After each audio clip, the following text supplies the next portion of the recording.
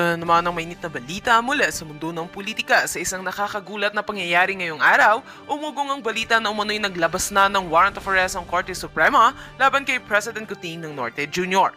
Ayon sa mga lumalabas na ulat, may kaugnayan umano ito sa mga isyong kinakaharap ng administrasyon, kaugnay ng katiwalian at anomalya sa pamahalaan. Bagaman wala pang opisyal na kumpirmasyon mula sa Supreme Court, mabilis na kumalat ang balita sa social media at nagdulot ng matinding ingay sa publiko. Ayon sa mga insider sa palasyo, bigla raw nagkagulo matapos kumalat ang impormasyon. Ilang opisyal ng Malacanang ang agad na nagpatawag ng emergency meeting upang alamin ang katotohanan sa likod ng naturang warrant. May mga ulat din na ilang opisyal ng gabinete ay pansamantalang lumabas ng bansa dahilan upang mas lalong uminit ang mga spekulasyon. Samantala, nananawagan ng kampo ni PBBM sa publiko na huwag basta-basta maniwala sa mga kumakalat na impormasyon hanggat wala pang formal na pahayag mula sa Korte Suprema. Sinabi ng tagapagsalita ng palasyo na ito ay maaaring bahagi lamang ng political destabilization laban sa administrasyon. Gayunpaman, patuloy na hinihintay ng taong bayan ng anumang opisyal na anunsyo mula sa mga kinauukulan. Habang patuloy ang investigasyon at pagkalat ng mga ulat, nananatiling tanong ng sambayanan. Totoo nga bang may warrant laban sa Pangulo? Kung oo, ito na kaya ang pinakamalaking political earthquake sa kasaysayan ng bansa. Sa ngayon, lahat ng mata ay nakatutok sa Korte Suprema at sa palasyo para sa susunod na mga hakbang sa naturang kontrobersiya. At yan nga ang mga balitang ating pagkakatutukan, at kung bago ka pa lamang sa aking channel ay huwag kakalimutang mag-like, share and subscribe para updated ka sa mga bagong balita dito sa Tatak Pinas.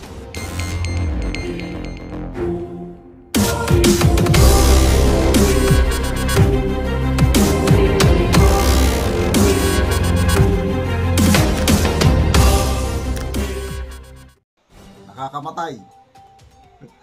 Okay, pakinggan, panoorin natin itong short video, yung mga salitang binatawan ni PBBM 6 months ago. Parang nabalik ako dun sa kampanya, nandun kami dalawa ni Inday Sara nagbubungis-ngisan ulit. And the reason I made her laugh is that I told her, dito sa mga gulong nangyayari, I have just officially designated myself as your self-appointed official BFF. So, kahit sorry na lang, sayod mo sa gusto mo, I'm still your #1 fan. Okay. 6 months ago, somewhere in Leyte, sa launching ng isang pier, nandun si Martin Romualdez, nandun si BP Sara. Oh, I am self-appointing myself as your official best friend forever. Sorry, Inday Sara, I am your #1 fan. Meron bang pumilit sa presidente na nag-announce ng ganon? I believe, inulit na naman niya yan nung birthday ni BP Sara. Ano bang buwan ang birthday ni BP Sara? Nakalimot na ko. Na, malala ko rin yan eh. Na best friend forever niya talaga si BP Sara. Oh. So ano yung sakit? Yung amnesia way utang kabubuton. Amnesia. Nakalimot na po ang Pangulong Marcos yung kanyang presidential proclamation. Ganda sanang nagawan ng ng presidential proclamation. Pwede ba yun? Presidential proclamation. President Ferdinand Bongbong Marcos Jr. do hereby appoint myself as the best friend forever of Vice President Inday Sara Duterte. Sign. Yun na lang ang kulang eh, yung written. But this one is recorded. Actually, pinadala sa akin ito ng isang DDS eh. Sabi niya, Brad, ito, malala mo pa ba ito? Oh, malala ko. Oh, parang nakalimutan na. Nasaan na ang tunay na kaibigan? Sabi nang nagpadala sa akin. Oo nga, nasaan na? Kaya ito, gumawa ako ng vlog. Oh, Mr. President, self-appointed BFF of BP Sara, nasaan ka na? Ngayon na ang iyong kaibigan sinisira ng iyong pinsan. Okay lang sana kung ang sumisira o kumakalaban kay BP Sara yung Makabayan Black, understandable yun. Okay lang kung ang sumisira yung mga dilawan, sina Hontiveros, sina Lenny, sina Dilima, understandable yun. Kailangan ang sumisira, member ng unity, Speaker of the House, best friend, pinsan ng best friend ni BP Sara. Tapos, ang best friend forever, tahimik. Nasaan ka na, Mr. Best Friend? Naglaho ka naman. Oh, baka tama yung sabi ni Maharlika. Anong definition ni Maharlika ng BFF? Hindi best friend forever. Best fake friend.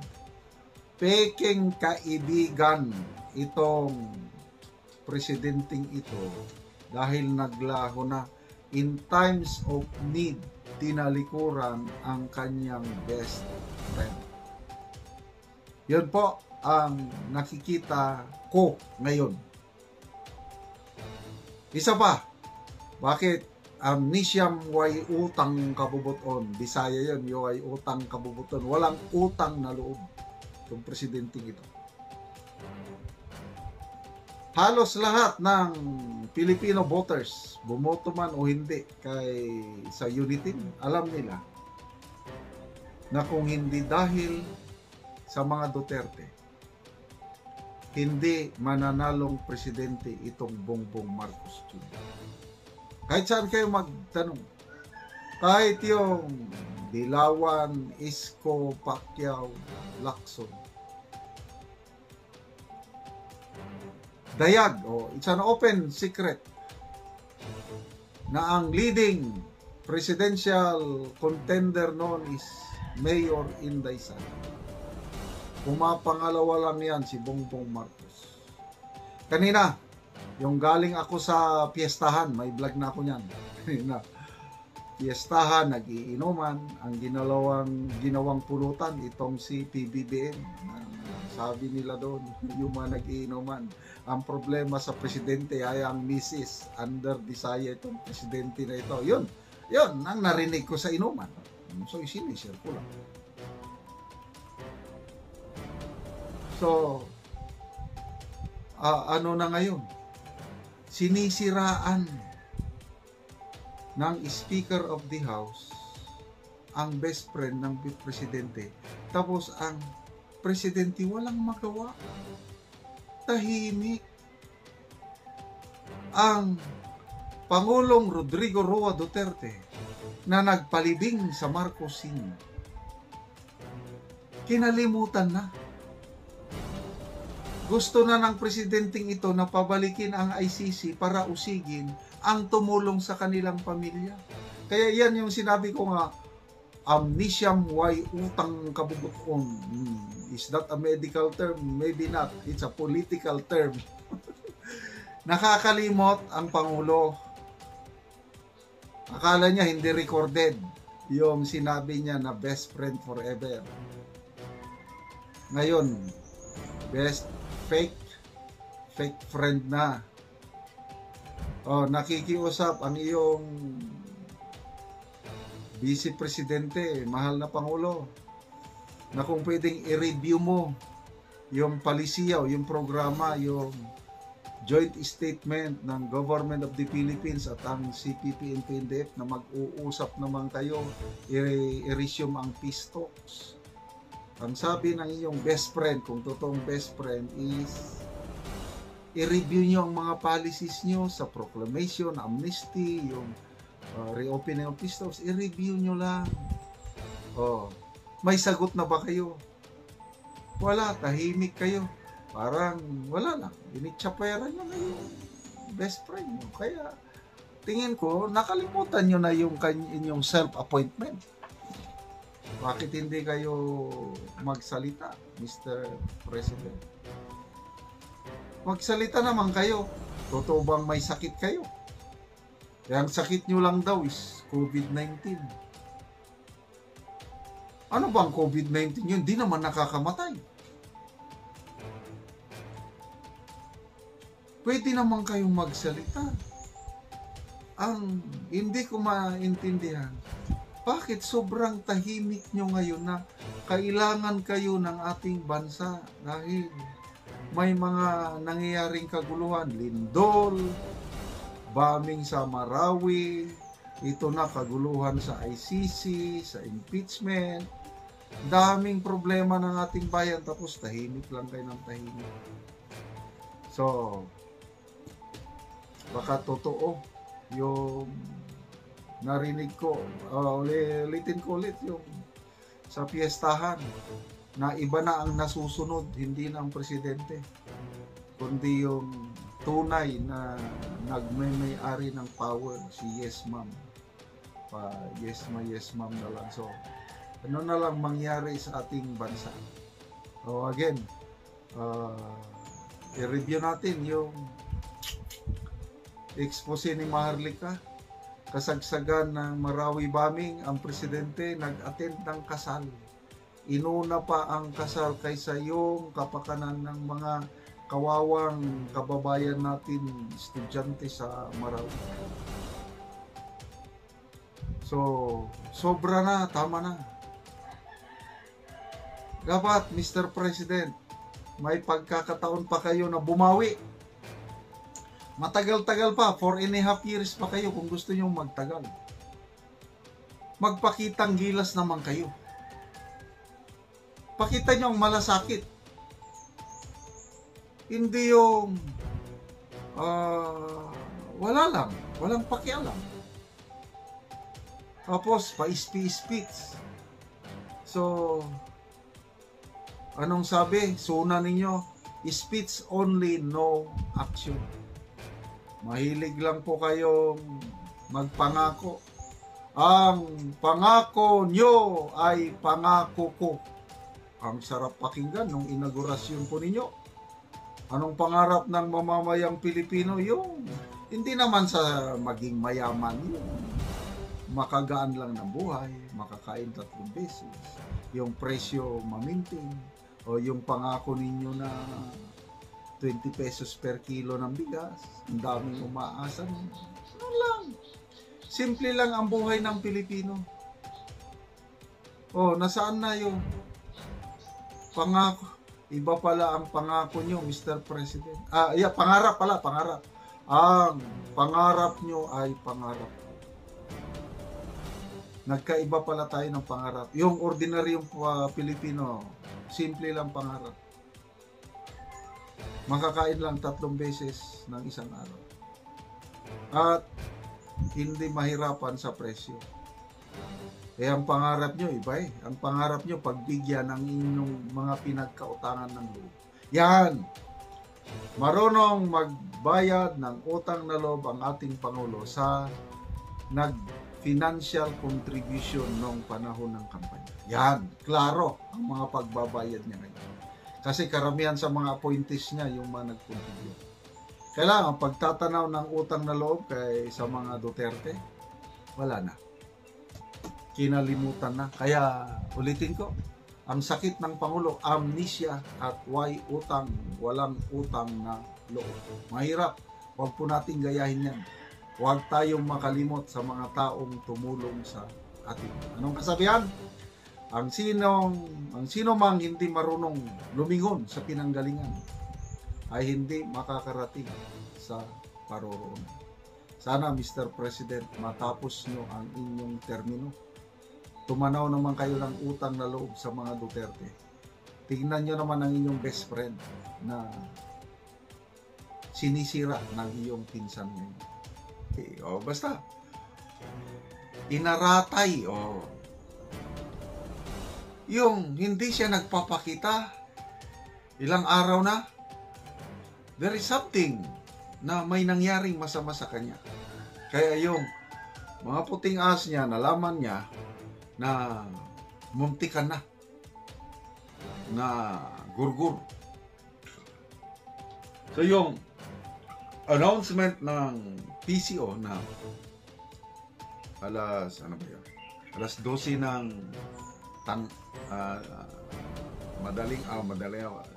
gabing-gabi, December 5, magpo-post ka na COVID-19 ang Pangulo? Kata-kata kayo. COVID-19, hindi naman. Delikadong sakit yan. Tapos post ka agad. Basta ako, hindi ako naniwala yung post na yun, yung COVID-19, kaduda-duda. Kasi, unang beses na siyang dalawang beses na siyang natamaan eh. Ibig sabihin, malakas na yan ang resistensya niya. Kayang-kaya niya na yung virus na yan. Nabakunahan pa. Eh bakit matamaan ulit ng COVID? Kung matamaan lang, wala la. Ordinaryong trangkaso o sipon lang. Hindi siya magtatago. Eh nagtago siya ng matagal na panahon. Nag-attend siya ng kasal. December 2 ng hapon. Pagdating ng December 2 ng gabi, alas 10:30, nagkaroon ng napakalakas na lindol. Sinundan pa ng bombing ng Marawi, December 3 ng alas 7 ng umaga. Yung usual na presidente, yung normal, healthy, wala na. Lumipad na yan, nandyan na yan sa Surigao, Marawi kaya, o kaya nagsalita na.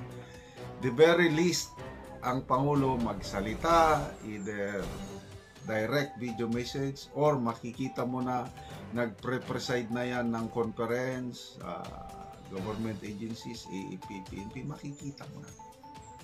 Eh, ang presidente, wala. Nung lindol, wala kang mahagilap na anino ng presidente, mensahe, wala. Yung Marawi bombing, si DND secretary lang, chief of staff, AFP, PNP, sila lang ang nag-press conference. Kapansin-pansin, nasaan ang Pangulo? So, hinahanap ang Pangulo, hindi makita. Later on na lang, pagkatapos ng mga sakunang yun, December 5 ng gabing-gabi, saka lang nag-announce ang Malacanang na meron siyang COVID-19. So duda ko yun, mayroon siyang matinding karamdaman. Kung ano man yung karamdaman na yan, hindi pa natin alam. Kaya yun yung sinasabi ni Maharlika na muntikan na siyang natigo. Believe ako kay Maharlika, sabi niya, masama na mag-wish tayo ng kapwa ng masamang bagay. Hindi po yan. Ako, sana gumaling siya kaagad para magamit pa niya ang pagkakataong ito for 1.5 years na i-redeem ang pangalan niya. Kasi kung hindi magbago, he will go down in history as one of the worst president we ever had. May nababasa na akong comments, mas worst pa daw siya kay Cory Aquino. So, maalala ko nung namatay si late Secretary Susan Ople, ang mukha ng Pangulo, grabe.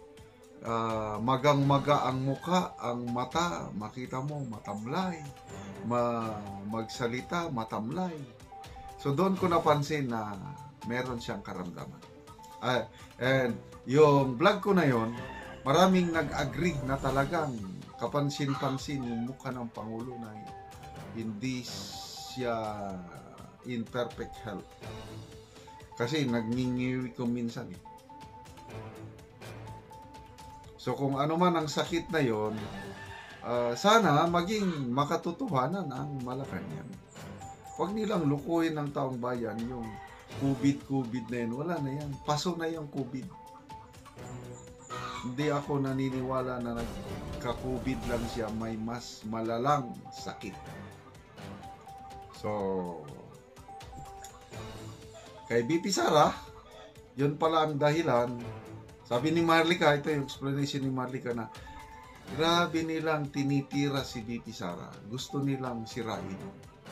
Kasi alam ng Malacanang na anytime, dahil sa health condition ng presidente, may mangyari, di automatic VP Sara ang papalit.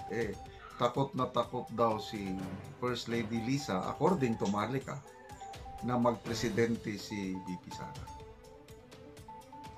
O sinong gusto niyang magpresidente?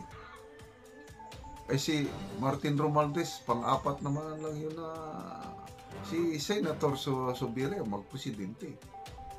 Anong gagawin nila kay Senator Subiri para magpresidente si Martin Romualdez? I don't know. So, sana gagaling. Yan ang aking prayer. Sana gagaling ang presidente. Kasi sayang yung greatest political comeback yung nangyari sa Marcos family. Meron mo yan, 36 years kang inalipusta. Tapos bigla kang binigyan ng pagkakataon. Nandyan ka na sa palasyo to clear Marcos family. Instead na i-clear ang Marcos family name, lalo niyang sinisira. But to me, yung Marcos Sr., yung First Lady Imelda, hindi yan masisira. Nakaukit na kaming mag-asawa sa aming pamilya, nakaukit na ang magandang ginawa ng Pangulong Marcos Sr. at First Lady Lisa Imelda. So ito, Marcos Jr., sinasayang niya ang pagkakataon na i-build up ang legacy ng Marcos family, kat ngayon sinisira. Life is too short. Yun po ang gusto kong i-highlight ngayon. Hindi tayo makasigurado sa ating buhay. Hiram lang sa Diyos ang ating buhay. Kaya ako, ang motto ko sa buhay ganito: only one life will soon be passed. Only what's done for Christ will last. Nung una, ang buhay ko, ang nakasentro, sarili ko. Puros greediness, love of money, pagkamkam ng kayamanan. Kaya lang yun pala, hindi ko yun madadala sa kabilang buhay. Useless. Hindi naman sa hindi ko kailangan ng pera. Kaya lang na-realize ko na yung buhay ng tao is not about possession, material wealth. What profit, sabi ng Bible, what profit a man if he gains the whole world and lose his soul? Mayroon tayong kaluluwa at espiritu that will live forever. Kaya lang saan mapunta yung kaluluwa at espiritu? Dalawa lang yan. It's either heaven, eternal life in heaven with God, or eternal condemnation sa hell without God. So, ako, I lay up treasures in heaven. Yan ang utos ng Biblia. How do I lay up treasures in heaven? It is serving God, and loving my fellow men. Yun lang, yung two greatest commandments. Ibigin ng Diyos ng buong puso, buong kaluluwa, buong lakas. At ibigin ang kapwa-tao kagaya ng pag-ibig ko sa aking sarili. Yun ang sentro ng aking buhay ngayon. Kaya yung kayamanan, pera, kailangan ko pa rin. Kailangan. Wala yan. Kung ano yung blessing na natanggap ko ngayon sa Panginoon, sabi ko, Lord, make me a channel of blessing. Kaya madali sa akin yan. Pag may blessing ako, bigay. The more na namimigay ako, the more na nakakatanggap ako ng blessing sa Panginoon. I tell you, grabe. Ang sarap pong tumulong. Mas maganda yung tumutulong kaysa yung tinutulungan. So, balik tayo dito sa issue. Hindi nag-aapura ang ating VP Sara na magpresidente. Kasi kung gusto pa niya magpresidente, noon pa, last year election, nagkandidato na siyang presidente. Siya ang presidente niya. But sabi nga niya is, everything has a purpose, has a season. Yung Ecclesiastes na kinot niya ng isang mensahe niya, sabi niya, there's a time for everything. Kaya, naghihintay lang siya ng perfect timing ng Diyos. Kung kailan siya maging presidente, it will surely come. Huwag tayong mag-apura, magpre-presidente.